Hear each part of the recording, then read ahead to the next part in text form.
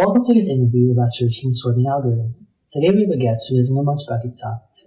Can you introduce yourself, please?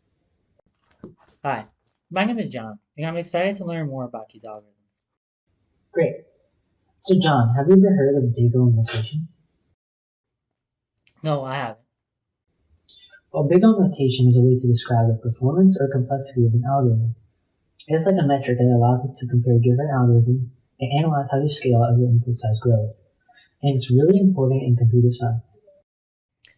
I see, and how does it relate to searching and sorting algorithms? That's a good question. Let me ask an expert to join us and explain it in more detail. Hi, I'm Fred, and I'm happy to help with any questions you have on searching and sorting. Fred, could you explain to John how Big O notation really relates to these algorithms? Sure. When we talk about searching and sorting algorithms, we're interested in how fast they can solve a problem, and the time it takes depending on the size of the input. Big O notation allows us to express this relationship between size of the input and time it takes to solve a problem. I think I understand. So the goal is to find algorithms that have a good big O notation, right? Exactly. A lower Big O notation means a faster algorithm. That's an excellent explanation of what big O notation is. Now, can you give a brief explanation of searching and sorting algorithms? Absolutely. The concept of algorithms has a long history dating back to ancient civilizations.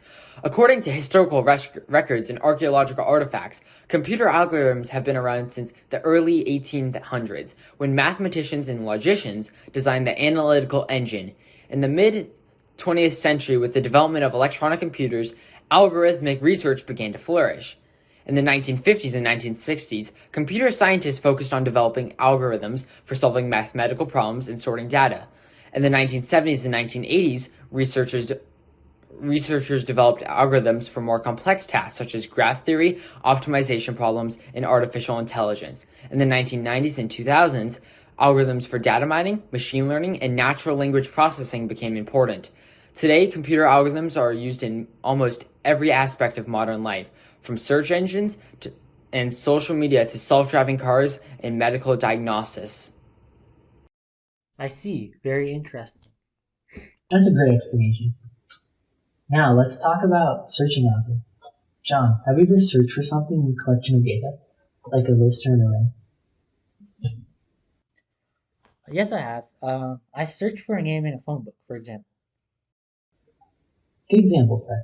Could you explain to John what searching is in the context of computer science?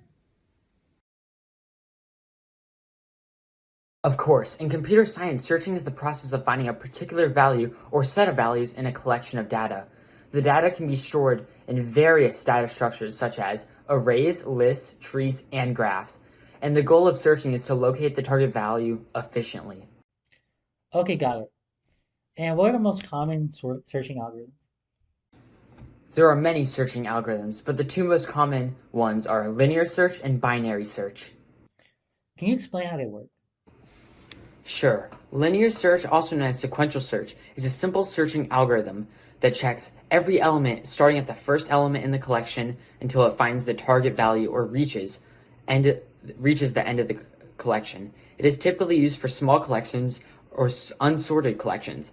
The time complexity for this is O of n. Binary search, on the other hand, is a more efficient searching algorithm that works on sorted collections. It repeatedly divides the collection in half and checks whether the target value lies in the left or the right half.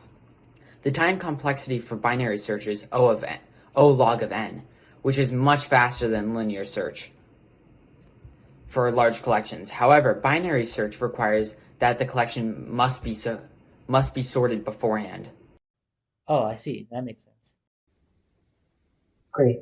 Now let's move on to sorting algorithms. Fred, can you explain what sorting is and why it's important?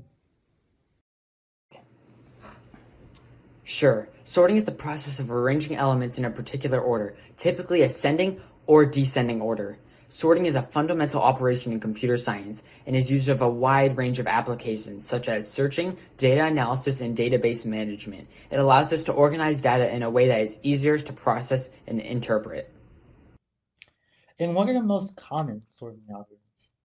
There are many sorting algorithms, but the most common ones are bubble sort, selection sort, insertion sort, merge sort, and quick sort. Wow, that's a lot. How do it work?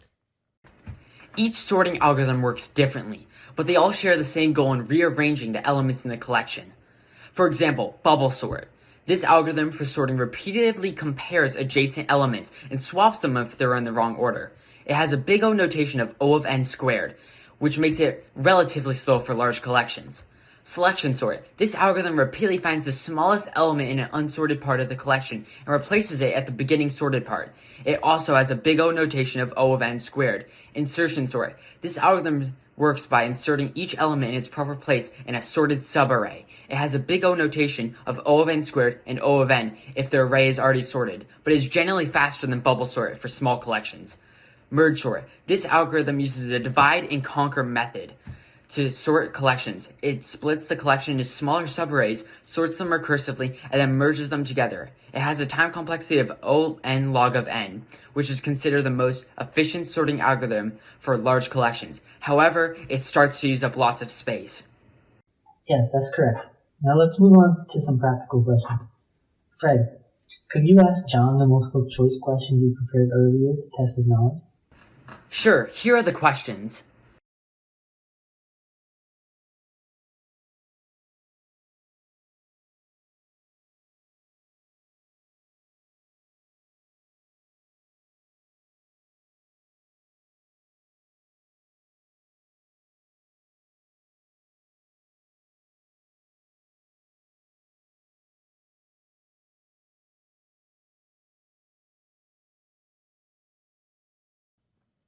These are tricky, let me think. The answers are C, O of log of n, B, 4, D, O of n of log of n, D, it uses a lot of space, B, binary search, selection sort, merge sort. Excellent answer, John. We learned a lot today, and we hope you will continue to explore searching and sorting algorithms in the future. Before we wrap up, do you have any questions for us? Yes, actually, I was wondering if you have any more resources or recommendations for further learning on this topic. Great question. There are many resources available online, including tutorials, videos, and online courses. Some popular websites for learning programming and algorithms include Code Academy, Coursera, and Udemy. Additionally, there are many books available on the subject, such as Introduction to Algorithms by Kornman, Leserson, Rivest, and Stein. Also, don't forget to practice by working on coding challenges and implementing these algorithms yourself. The more you practice, the better you'll get. Thank you for the suggestions. I'll definitely look into these resources. Alright, John. It was a pleasure having you today. Good luck with your future study and programming projects. Thank you. It was a great experience.